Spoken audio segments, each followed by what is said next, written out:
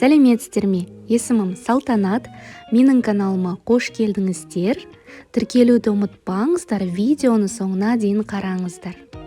Ал бүгін дайындалуы оңай, құрамы қарапайым, дәмі керемет котлеттер дайындайтын боламыз.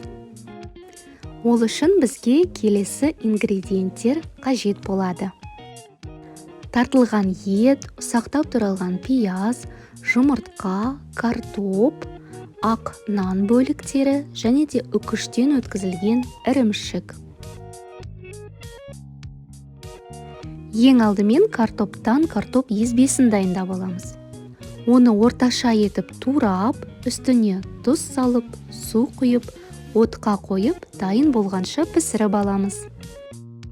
Келесі кезекте нанымызға су құйып, оны жібітіп аламыз. 1-2 минут судың ішінде тұрса жеткілікті.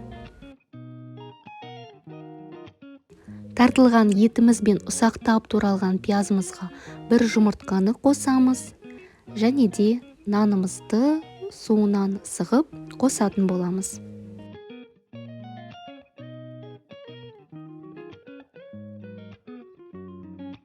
Дәміне қарай тұз, қара бұрыш қосып, жақсылап араластырамыз.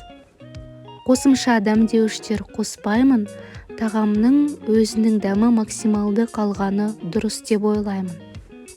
Қолымызбен жақсылап араластырып, кейін жоғарыдан төменге қарай 10-15 рет ұрғылап алыңыз. Сонда ет шашылмайды, жақсы бірігеді. Котлет дайындағанда ұрғылау міндетті. Енді противеннің үстіне пергамент қағазын төсеп, котлеттердің формасын келтіреміз. Мен 80 граммнан өлшеп жасадым. Сонда орташа мөлшердегі котлеттер шығады. Сіз қалаған өлшеміңізде дайындасаңыз болады. Духовкада піскен котлеттер сондай нәзік, сочный болып шығады.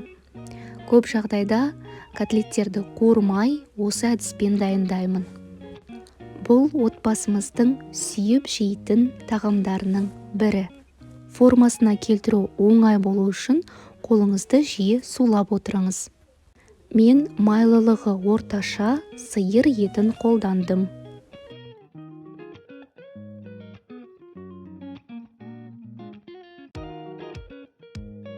Келесі кезекте котлеттердің үстіне қалауыңызша майонез немесе қаймақ жағамыз. Осы уақытта картопымыз да пісті. Енді дәміне қарай үстіне тұз қосып, 1 ас қасықтай сүт қосып, езбе дайындаймыз. Осындай бір келкі картоп езбесі шықты. Енді оны 80 граммнан өлшеп, формасын келтіріп, котлеттердің үстіне қоятын боламын.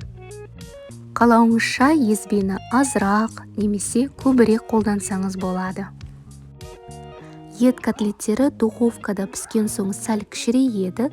Сол себепті картоп езбесінен дайындалған осы дөңгелектерді ет котлеттерінен сәл кішірек етіп жасағаныңыз дұрыс болады. Үстіне тағы да майонез немесе қаймақ жағамыз. Тағамымызды духовкада шамамен 35 минуттай пісіреміз. Тағамымыз толықтай дайын болған соң, духовканы өшіріп, үстіне ірімшік салдым және де өшірілген духовканың ішінде тағамымды қалдырдым. Сонда ірімшік осылай әдемі болып еріді. Тағамды осындай балғын салатпен ұсынуды жөн көрдім. Дайындап көріңіздер, ұнайды деген сенімдемін. Амандықта жүздескенше.